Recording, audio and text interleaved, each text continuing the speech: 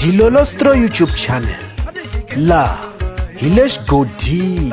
Tshikelela kunupu leyi nga tsariwa leswaku subscribe na xitlokwana u fike kona exigodini xa Mampela hi bombisa ririmi rero. Swi tikomba xiyimbeleri Xongi munhu wa munhu se a lava ku cata kumbe a ri kusuhi na ku cata. Hi vona a fika posta ka xiyenge xa mabulu xa Facebook laha a nga fika a vekela matafula lama ya nga bombisiwa, lama ya nga matafula ya mucato. Loko u languta laha ku tsariwe leswaku Rhungisani and Masana wedding celebration. Se u fika a heleketa post leyi ku tsala leswaku the one who did this is the best. Ingaku ni ta tirhisa yena ni lavele ni yena mi ku veri a wu tluriwi. Se marito lama nga matsala la Xongi munhu wa munhu loko a vula leswaku ingaku ni ta tirhisa yena, swi hi byela kahle leswaku a swa ha ri kule leswaku hi tiva sivara.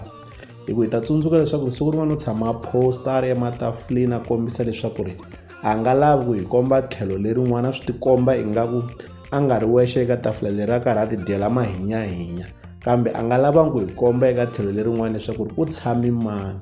Se swi tikomba ingaku a swa ha ri kule leswaku ku ya biwa nkulungwana wa ku va ku karhi ku cata yena. Hi kota ku swi twisisa kahle leswaku tanihi munhu a swi endleki leswaku u nga tlhaveli emahlweni kumbe ku hundzela emahlweni, hambileswi a swi tikomba ingaku Xongi wa tsotsomba hikuva a karhi a qambha tinsimu leti nga na beef. Swi tikomba ingaku wa ha ri na ku navela ku kumbexana a nga tlhelela eka vukati lebyi a ha ku humaka eka byona. Kambe hambiswiritano i mhaka ya kahle ku va munhu a tlhavela emahlweni hikuva vutomi na byona a byi yimangi.